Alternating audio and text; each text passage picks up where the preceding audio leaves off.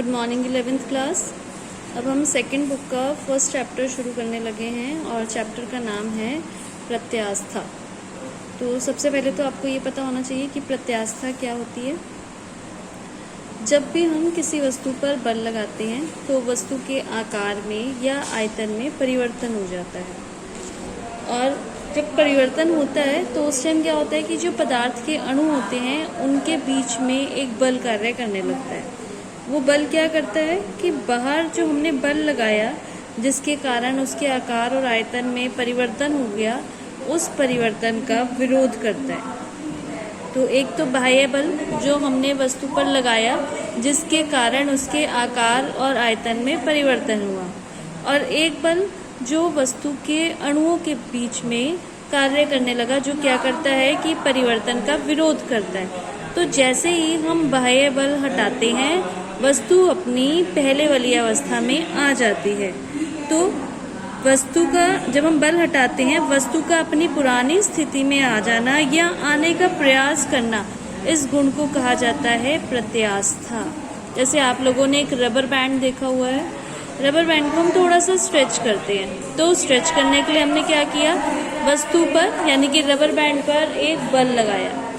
तो बल बाह्य बल हो गया जो हम बल लगा रहे हैं, और फिर उसके बाद क्या हुआ, हमने बल लगा के उसको स्ट्रेच किया। बल लगाने से जो उस पदार्थ के अणु हैं उनके अंदर भी एक बल कार्य करने लगा, अंतरा आणविक बल जिसे हम कहते हैं, जो क्या करता है, वस्तु की अवस्था परिवर्तन का विरोध करता है। और जो स्ट्रेच करने के लिए हमने बाह्य बल लगाया, जैसे ही बाह्य बल हटाएंगे वैसे ही वस्तु अपनी पुरानी स्थिति में वापस आ जाएगी।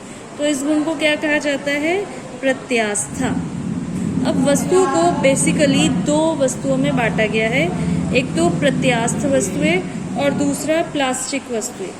तो प्रत्यास्थ वस्तुएं वो होती हैं जो हम उन पर अगर बल लगाते हैं, बल लगाने से उनकी स्थिति में, उनके आकार में परिवर्तन हो जाता है, और बल हटा लेने से अगर वो अपनी पुरानी स्थिति में वापस आ जाती हैं तो उन वस्तुओं को हम कहते हैं प्रत्यास्थ वस्तुएं।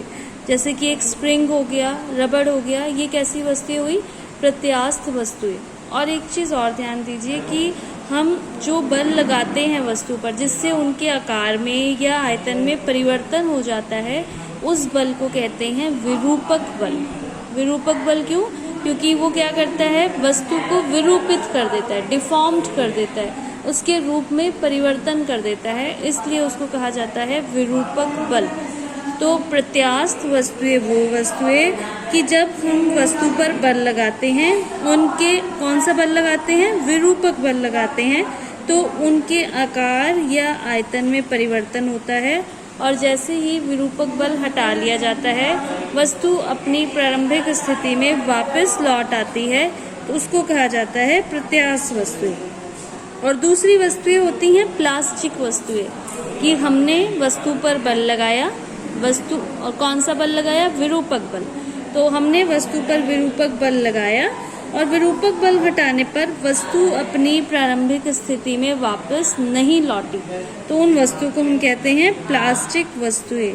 इसका एग्जाम्पल है जैसे कि मोम, गीली मिट्टी, हम बल लगाते हैं उनका आकार चेंज हो जाता है ना, पर ऐसा तो नहीं होता कि बल हटाया तो वो अपनी पुरानी स्थिति में वापस आ जाती हैं। तो इस तरीके की वस्तु को कहा जाता है प्लास्टिक वस्तुएं। तो अभी आपने पढ़ा प्रत्यास्था, और उसके बाद वस्तुएं। वस्तुओं को हम दो वस्तुओं में डिवाइड करते हैं, एक तो प्रत्यास्थ वस्तुएं और दूसरी प्लास्टिक वस्तुएं। अब नेक्स्ट टॉपिक है, इस चैप्टर में काफ़ी टॉपिक डिलीटेड हैं। आपकी बुक में जो नेक्स्ट टॉपिक है वो है ठोसों का प्रत्यास्थ व्यवहार। तो ये इस बार आपका कोर्स में नहीं है, ये डिलीटेड पोर्शन है, ये आपको नहीं करना, ठीक है। सबसे पहले आपको प्रत्यास्था के बारे में लिखना है, और उसके बाद विरूपक बल, जो भी हम वस्तु के आकार या आयतन में परिवर्तन करने के लिए बल लगाते हैं उसको बोलते हैं विरूपक बल, और उसके बाद प्रत्यास्थ वस्तुएं और प्लास्टिक वस्तुएं। अब नेक्स्ट टॉपिक है प्रतिबल। तो प्रतिबल क्या होता है, कि देखिए प्रतिबल, स्ट्रेस। प्रतिबल क्या होता है, मैंने अभी आपको बताया कि जब हम वस्तुओं पर कोई बाह्य बल लगाते हैं, जिसको हम विरूपक बल बोल रहे हैं, तो विरूपक बल लगाने से क्या होता है, वस्तु के आकार और आयतन में परिवर्तन हो जाता है, जिसके कारण क्या होता है, वस्तु के जो अंदर अणु हैं, क्योंकि हर एक पदार्थ जो अणुओं से मिलकर बना है, तो उसमें प्रतिक्रिया बल उत्पन्न हो जाता है। और वो बल क्या करता है, वस्तु को दोबारा से उसी रूप में लाने के लिए प्रयास करता है। ठीक है, तो ये जो आंतरिक प्रतिक्रिया बल है, एकांक क्षेत्रफल पर लगने वाले आंतरिक प्रतिक्रिया बल को हम प्रतिबल कहते हैं। प्रतिबल बराबर आंतरिक प्रतिक्रिया बल बटे अनुप्रस्थ क्षेत्रफल। एकांक क्षेत्रफल पर लगने वाले आंतरिक प्रतिक्रिया बल को प्रतिबल कहा जाता है।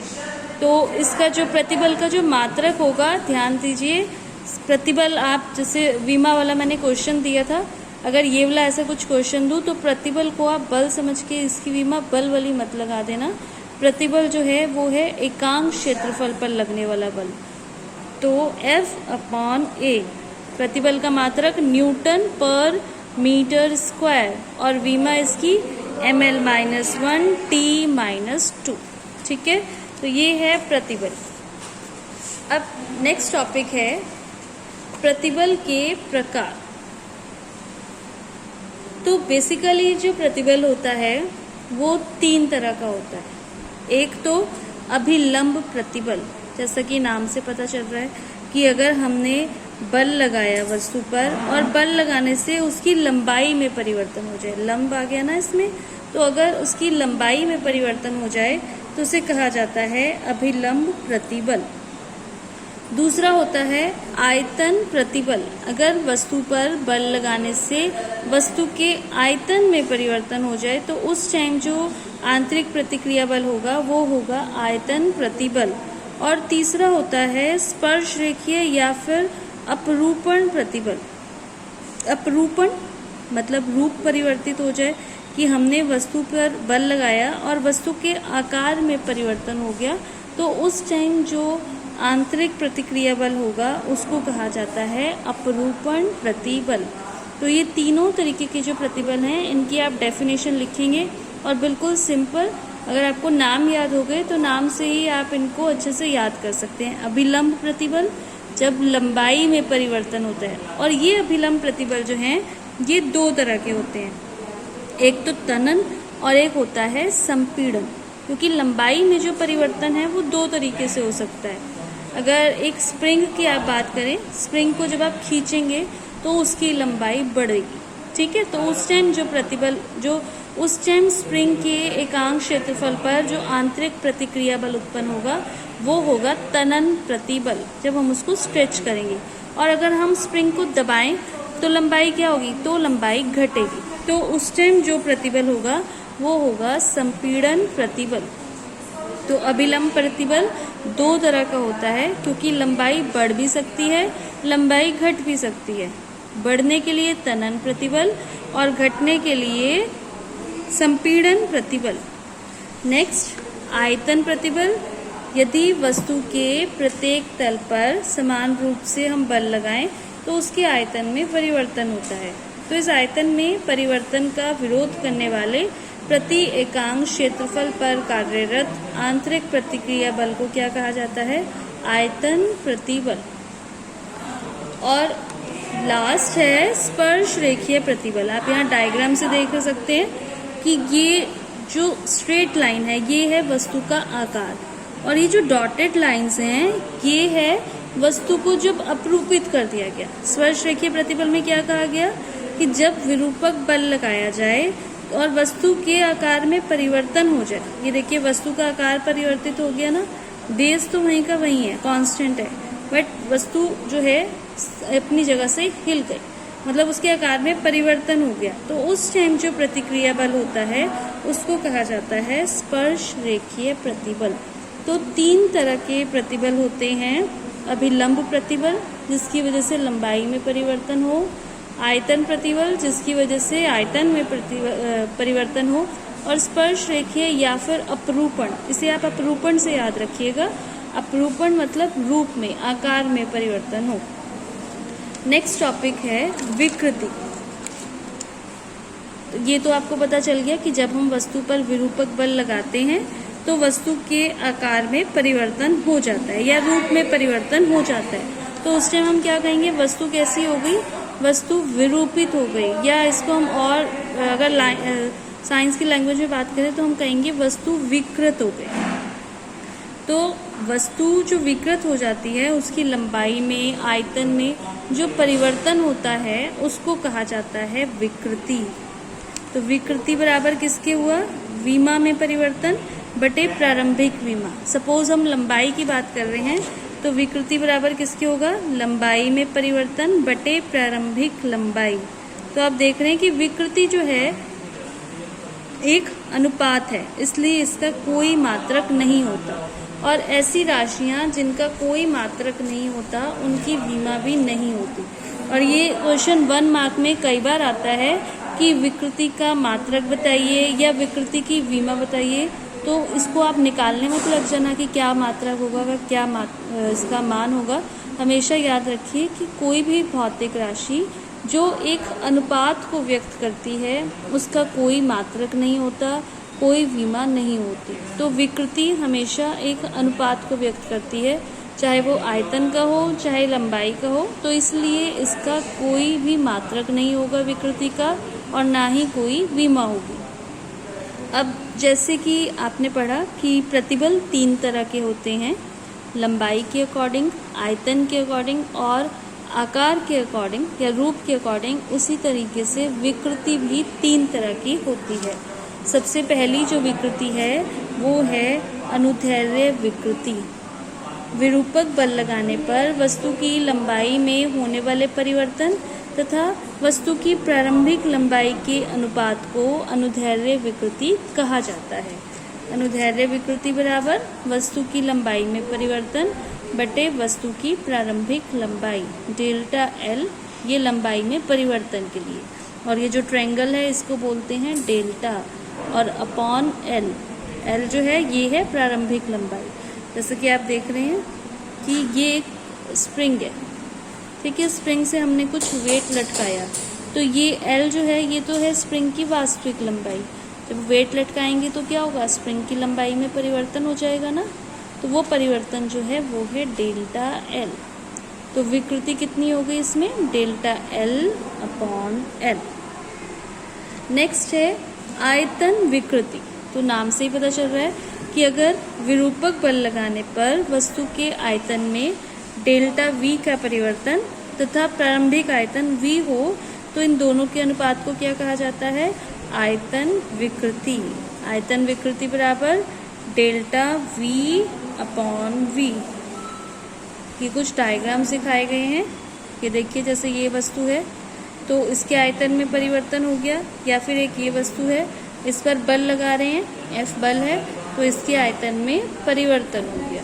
तो इस तरीके से जो विकृति होगी उसे हम क्या कहेंगे, आयतन विकृति। और लास्ट है अपरूपण विकृति। अगर हम बल लगाएं किसी वस्तु पर, कौन सा बल, विरूपक बल, क्योंकि जो हम वस्तु को विरूपित करने के लिए बाह्य बल लगाते हैं उसको बोलते हैं विरूपक बल।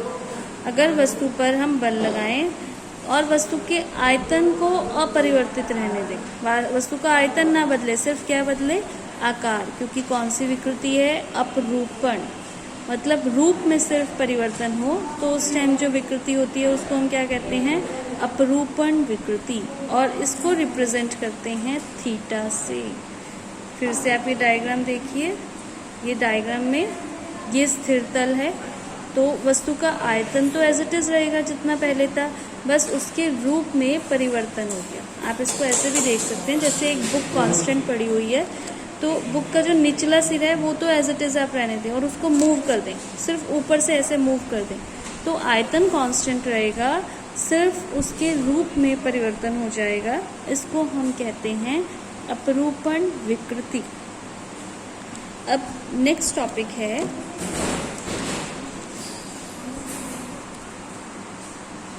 प्रत्यास्था की सीमा।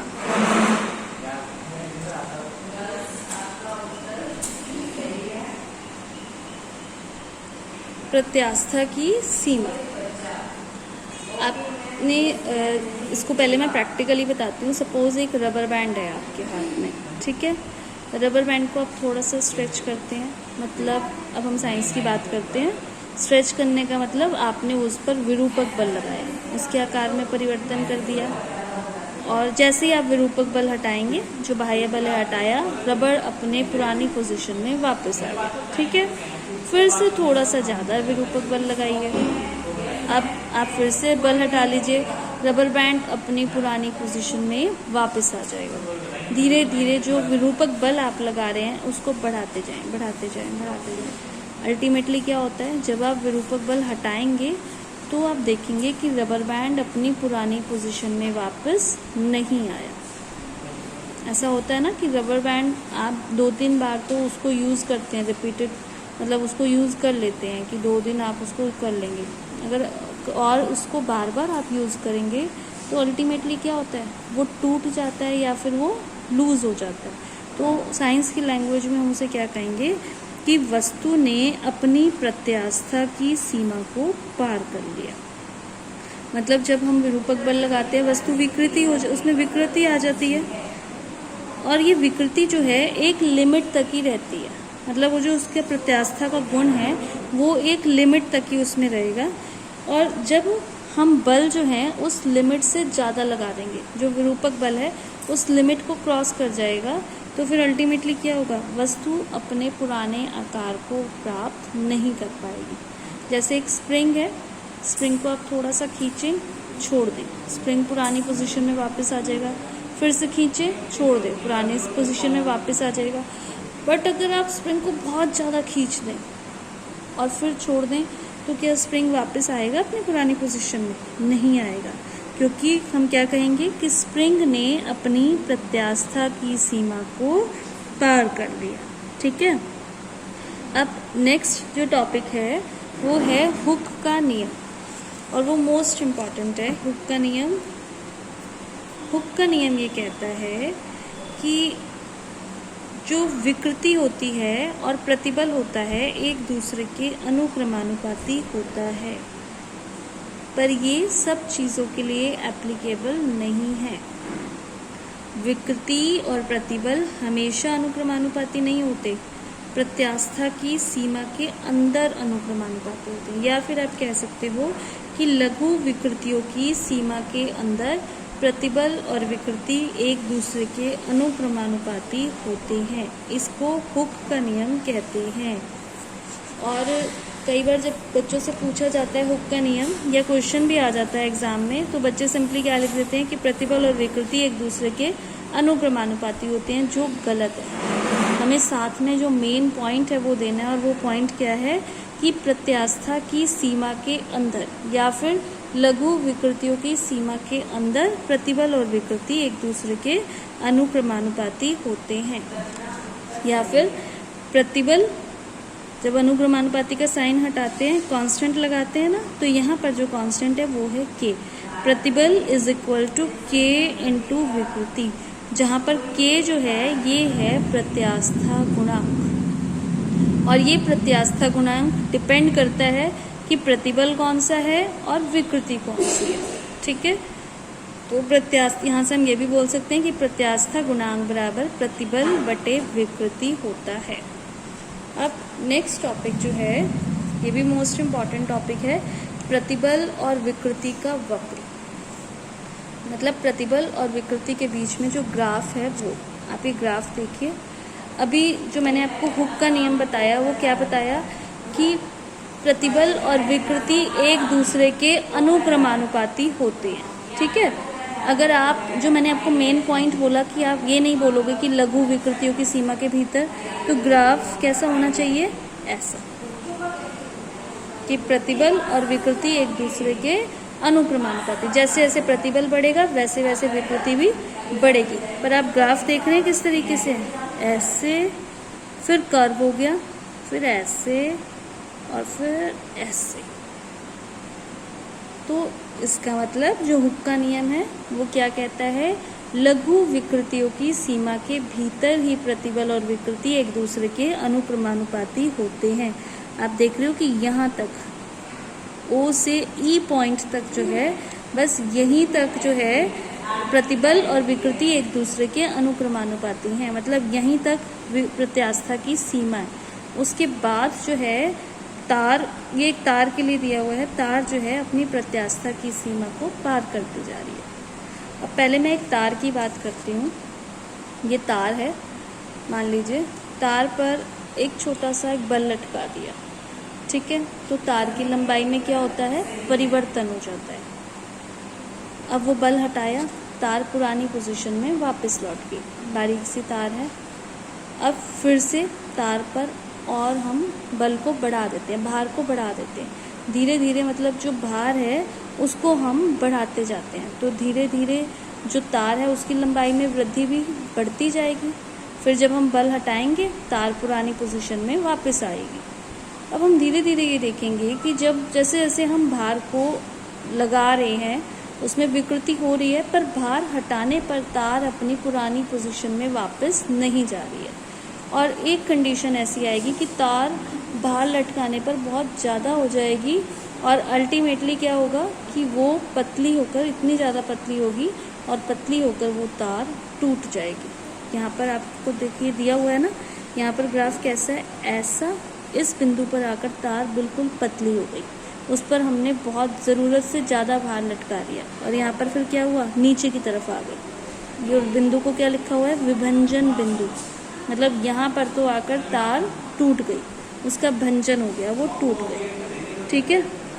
अब हम ग्राफ को समझते हैं। सबसे पहले OP, O से P तक के लिए यहाँ पर ग्राफ एक सरल रेखा है, मतलब यहाँ पर हुक के नियम का पालन हो रहा है, ठीक है। जैसे जैसे प्रतिबल बढ़ता है वैसे वैसे विकृति भी बढ़ती जाती है। अब PE ये वाला जो है, यहाँ पर थोड़ा सा हल्का सा कर्व है, इसका मतलब कि जब हम तार में से भार को हटाते हैं तो लंबाई एकदम वही नहीं आती जितनी थी। सपोज पहले 5 मीटर की लंबाई थी तार की, अब हमने भार लगाया, लंबाई बढ़ गई, और होना क्या चाहिए था कि भार हटाकर भी लंबाई कितनी रहनी चाहिए थी, 5 मीटर की, पर अब हल्का सा उसमें चेंज आ गया, सपोज 5.1 मीटर हो गई, तो वो ये वाला क्षेत्र है PE वाला, ठीक है। अब हम बात करते हैं EA की, ये वाला जो क्षेत्र, तो यहाँ पर क्या होता है कि जैसे ही हम बल लगाएंगे, थोड़ा सा भी भार तार पे लटकाएंगे, तार की लंबाई में एकदम से काफ़ी ज़्यादा परिवर्तन होगा, उसकी लंबाई एकदम काफ़ी ज़्यादा बढ़ जाएगी। और जैसे ही बल हटाएंगे तार वापस अपनी पुरानी पोजीशन में नहीं आएगी, इसका मतलब वो अपनी प्रत्यास्था की सीमा को पार कर गई है, ठीक है। यहाँ पर देखिए, यहाँ डॉट से मिला के क्या लिखा हुआ है, प्रत्यास्थ सीमा, मतलब E पॉइंट पर आकर तार अपनी प्रत्यास्था की सीमा को पार कर गई, तो इसीलिए ये वाले पॉइंट को क्या कह दिया गया, प्रत्यास्थ सीमा। अब हम बात करते हैं AB को। यहाँ आप देख रहे हैं कि ग्राफ तेजी से ऊपर जा रहा है, इसका मतलब जैसे ही हम थोड़ा सा भी तार पे भार लटकाएंगे उसकी लंबाई में काफ़ी ज़्यादा वृद्धि हो जाएगी, क्योंकि तार अपनी प्रत्यास्था की सीमा को पार कर चुकी है। और इस पॉइंट पर आकर अगर हम जरा सा भी भार लटका दें तार पर, तो तार क्योंकि बहुत पतली हो गई है, अल्टीमेटली वो C तक आते आते क्या होगी, वो टूट जाएगी। तो ये है ग्राफ एक तार के लिए, तार पर जैसे जैसे हम भार लटकाएं उसके लिए। तो इससे आपको क्लियर होगा कि प्रतिबल और विकृति जो हैं वो एक दूसरे के अनुक्रमानुपाती तो होते हैं, पर कहाँ तक के लिए, सिर्फ लघु विकृतियों की सीमा के भीतर। अगर विकृति ज़्यादा हो जाएगी तो प्रतिबल और विकृति जो हैं एक दूसरे के अनुक्रमानुपाती नहीं रहेंगे। हम चाहे थोड़ा सा ही बल लगाएंगे, विकृति बहुत ज़्यादा हो जाएगी, ठीक है। अब आगे के टॉपिक नेक्स्ट वीडियो में आपको कराए जाएंगे।